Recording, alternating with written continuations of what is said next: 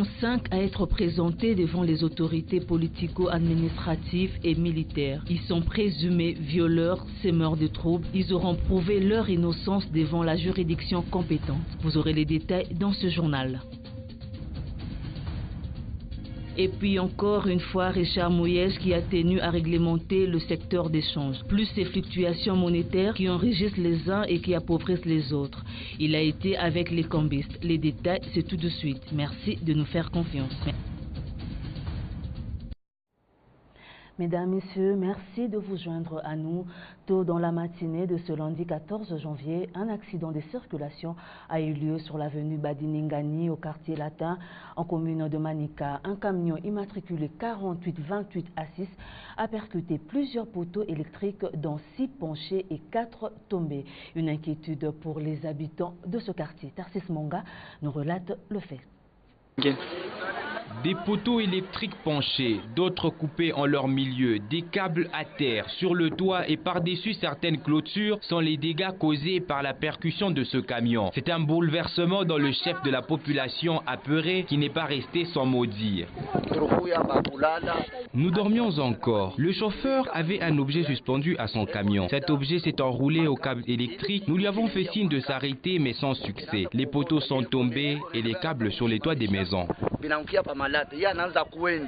Il y avait ceux qui étaient encore dans leur maison, d'autres apprêtant leurs enfants pour l'école. Un véhicule est passé ce matin et a emporté certains câbles. Puis, nous avons entendu des poteaux tomber sur certaines maisons. C'était vraiment désastreux. Gloire à Dieu que nous soyons encore en vie.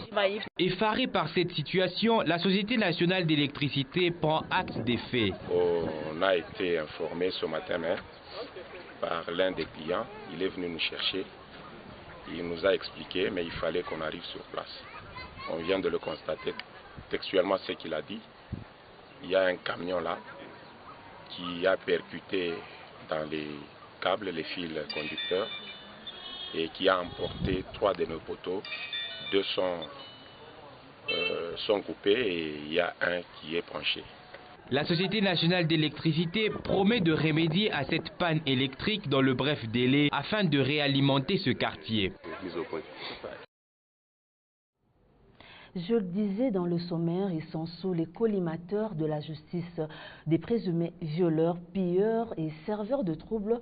Ils ont été présentés au gouverneur de la province. Ils expliqueront devant le juge compétent sur les actes de vandalisme qu'ils ont eu à semer. Tarsis Monga, une fois de plus. 5 présumés fauteurs de troubles dans la salle de réunion du gouvernorat. Ils n'ont pas été conviés, mais ils y sont pour être présentés à l'autorité provinciale. Ce sont des présumés violeurs, pilleurs. Ils savent bien les événements du 11 janvier. Ils doivent prouver leur innocence. Comme ils ont été entendus et qu'il y a beaucoup d'éléments qui nous amènent vers la confirmation des faits qui leur sont reprochés, il faut les amener à la justice. Et nous voudrions que les audiences soient foraines et que les sanctions les plus fortes soient prises. Les rumeurs à la rue, le droit au palais, au tribunal de dire le droit. Ces malfaiteurs, puisque c'est comme ça qu'il faut les appeler, ont été appréhendés pour le gros du côté Tinké. Ce sont des gens qui sont livrés à des actes criminels, à des voies de fait sur des paisibles citoyens, à la suite des échauffourées qui ont fait suite à la publication des résultats provisoires des élections. Et la 5e personne, c'est le commanditaire du viol collectif qui a eu lieu à Kassudo, qu'on a appréhendé et qu'on va représenter. Ils seront fixés sur le sort dans les tout prochains jours. Les Lualabés doivent continuer à faire confiance en la police nationale congolaise et autres services de sécurité.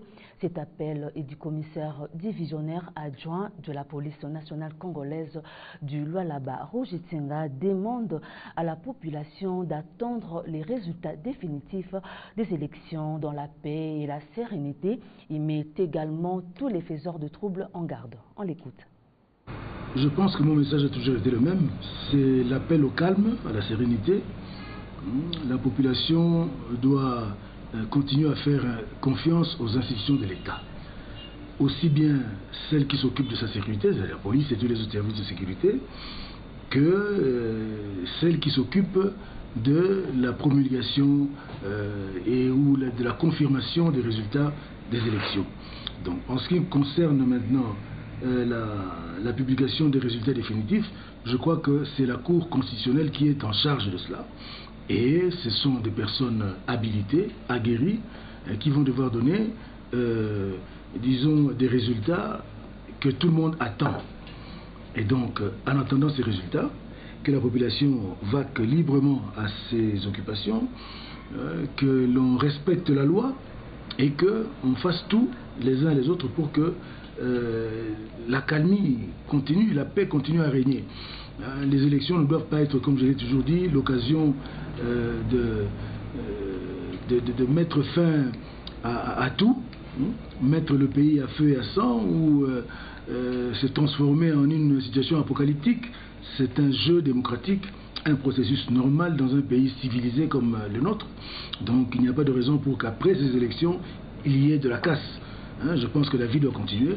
Les institutions qui seront, les personnes qui seront désignées pour diriger le pays dans le futur, eh bien, nous allons les accompagner, et les accepter et travailler avec eux pour le bien de la population. Donc, pas d'apocalypse, que le calme règne et que la vie continue normalement.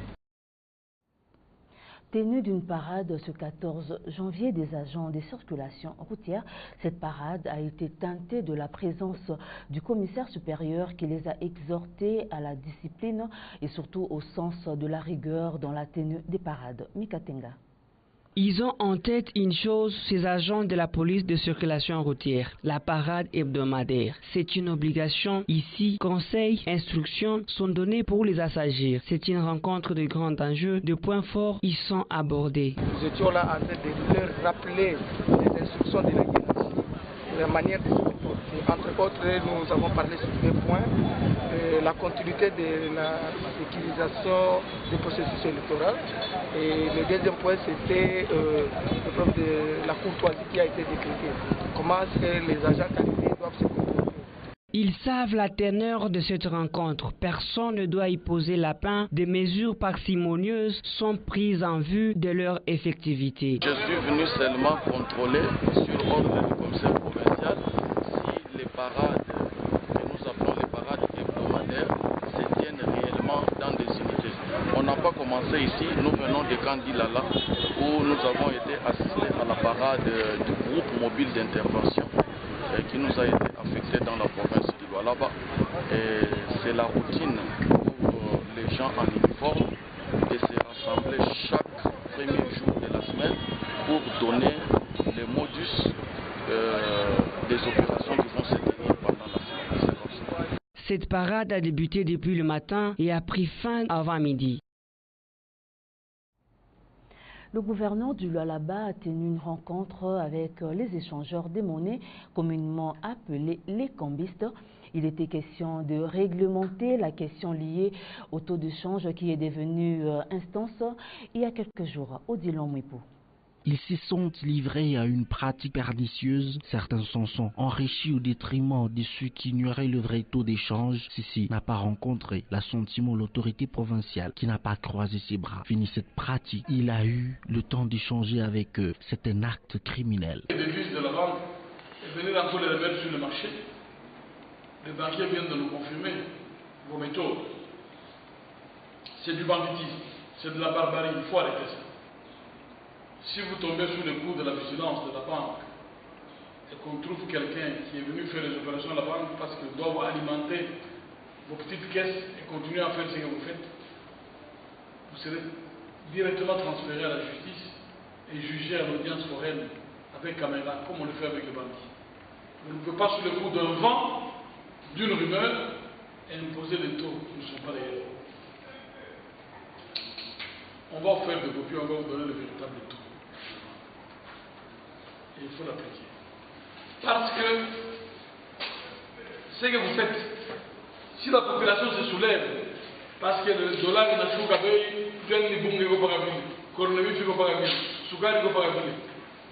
vous serez tous arrêtés comme responsables, comme élément de la subversion. La décision est prise, ils n'ont qu'à s'y soumettre. Ce genre d'aberrations ne doivent plus se produire, ils doivent être conséquents. Le chef n'est pas content. Nous allons sensibiliser tous les cambistes pour qu'ils échangent au taux normal comme à la banque. Le taux est le même. Ce sont les spéculations. Ce n'est pas seulement ici à Kolwezi, c'est partout. Mais l'autorité veut que tous se conforment au taux normal. Ça fait de cela 4 jours que le Lualaba assiste à la spéculation inattendue du taux d'échange sur le marché. 2 organisations régionales africaines ont accentué dimanche 13 janvier la pression sur la Cour constitutionnelle de la RDC en demandant un recomptage de voix de l'élection présidentielle du 30 décembre dernier. Il s'agit de la SADC, de la CRJL, dont les résultats sont contestés par une partie de l'opposition de la plateforme Lamuka. Commentaire.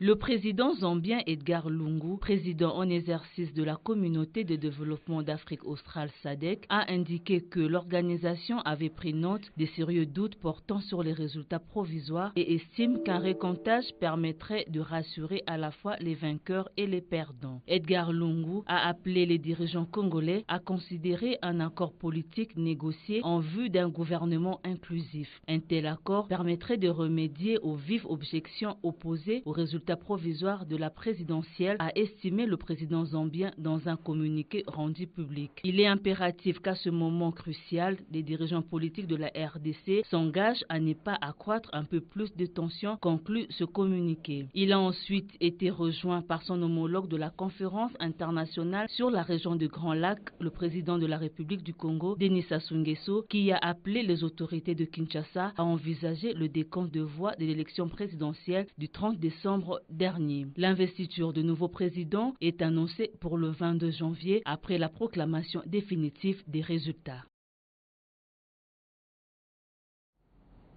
Nous avons un communiqué dans ce journal. Le secrétaire permanent, l'honorable Emmanuel Ramazani Chadari, porte à la connaissance des camarades candidats aux élections des sénateurs et de gouverneurs et vice-gouverneurs qui disposent de 48 heures à dater de ce lundi 14 janvier 2019 pour le dépôt de leur candidature auprès du secrétaire permanent adjoint Luquin Kassongo Mwandia Vita. Il y a urgence au fait à Kinshasa le 14 janvier 2019. Le secrétaire permanent, honorable Emmanuel Ramazani Chadari. Voilà, ce journal est terminé, mais l'actualité reste en continu sur le www.wango.info.